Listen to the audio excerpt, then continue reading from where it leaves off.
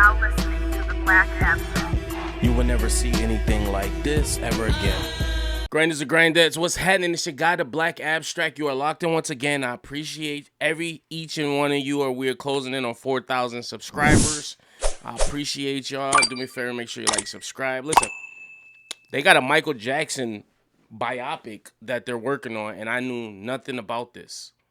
Because, listen, we didn't need another one because they did such a good job with the American Dream. I was like, yo, they don't never need to make another biopic, but so much has happened since that, it only makes sense because, let's be honest, after the American Dream, I think that ended on the Motown 25th. It was so much more that happened after that in his life world. And then, obviously his tragic and untimely demise.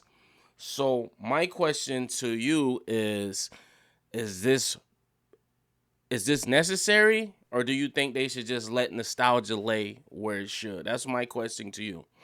But I want to watch this trailer and formulate my own opinion. And if it's good, then I'll be like, you know what? All right, I see why they're doing this. But I want to say this before I go on. I am a huge Michael Jackson fan, right? I'm one of the people that I actually didn't cry when he died. I didn't get sad till later. It was the way I grieve is weird. But I remember I'm such a Michael Jackson fan. I had about 5 family members call me, 5 friends call me, and all were asking me, was I okay? Like, he was my relative. They were like, yo, you heard what happened? I'm like, yeah. You good? I was like, yeah, I'm all right. And my mom called me, hey, I heard Michael died. Are you okay? You need to talk? I was like, what the fuck? Like, I didn't know that nigga. Like, but I will say that because in 7th grade, which is 1997, mind you, who's out around this time? Biggie, Pac, Mace is almost popping off. Diddy, this is the Diddy era almost. I was going to school with a Billie Jean jacket because I was so far behind in my lineage.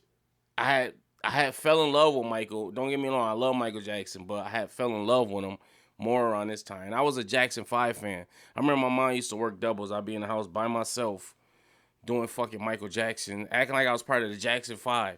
But this is 1997. This ain't the 80s. This ain't the early 90s. This is like... Yo, my friends, I remember I came to school. They were like, yo, what the fuck? I found this old Michael Jackson looking jacket in my grandma's attic. And they was like, yo, what the fuck is you wearing, dude? Like, my friends when I went to school. I'm like, yo, this joint raw, right? It's like, nah, bro, that's not it. I wore that shit one day. I ain't wear it again. But they knew I was a huge Michael Jackson fan. And specifically the Jackson 5, bro. You couldn't tell me I wasn't a member. I still, to this day, be knowing routines. I know the songs. I'm a huge Jackson 5 fan. Maybe Tomorrow is my favorite Jackson 5 album. I got Michael Jackson vinyl. Anyway, let's get into the trailer. I'm rambling on. It's 3 minutes in. Let's watch this trailer. I know you've been waiting a long time for this. The tracks are made. Quincy Jones. The songs are ready. Let's take it from the top.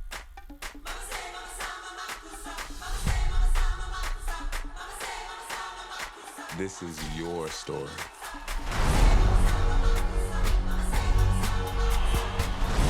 Honor your past and embrace the future. That's what people want.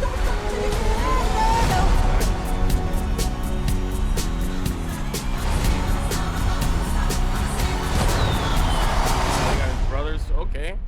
Q, can you lower the lights for me, please? Wow, he looks just like Michael. But remember, in here, keep those feet still, my man.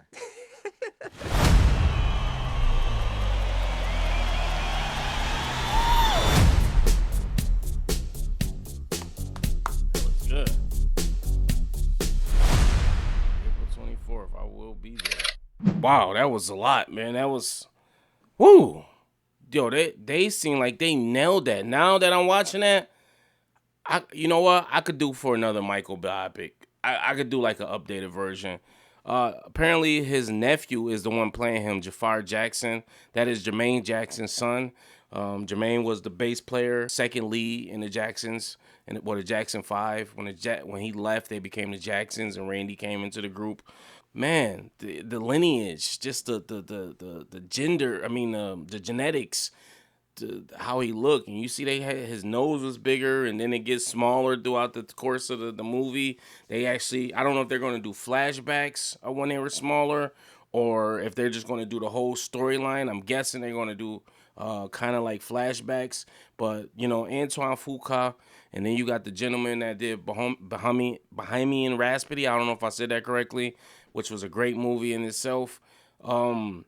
Yeah, dude, this is done right, man. Said the director of Training Day and Bohemian Rhapsody. Like that's all you need right there. God, I'm so excited to see this. Yeah, it's April 2026. Can't get sheesh. All the good shit coming out in 2026. We got Avengers Doomsday. We got a bunch of shit coming on. We got a plethora of shit coming out. So I'm just excited that we actually getting good movies again. Sorry, let me see who this is. That is the cover for my Fire Pit Wood moving, and it's saying that it's a person, which I hate, but I like the spot it's in.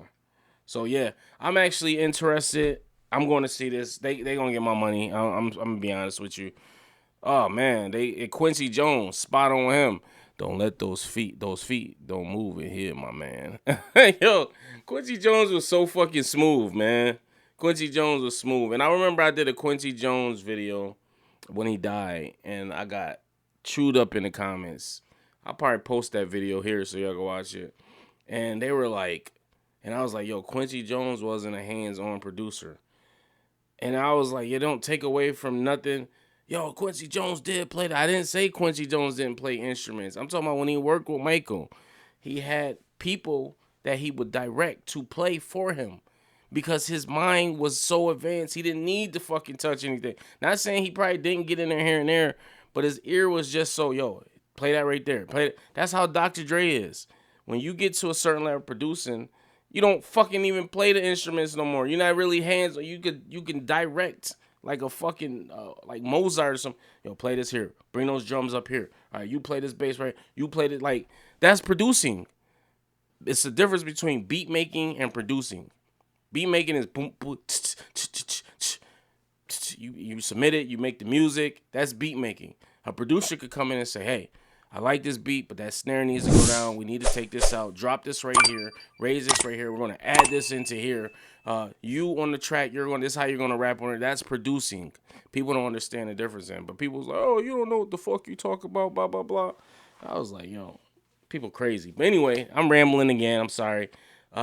I'm going to see this. Let me know if you're going to see this. Put your comments below. Make sure you like, subscribe, hit the notification bell. She got a black abstract. Let's go, MJ.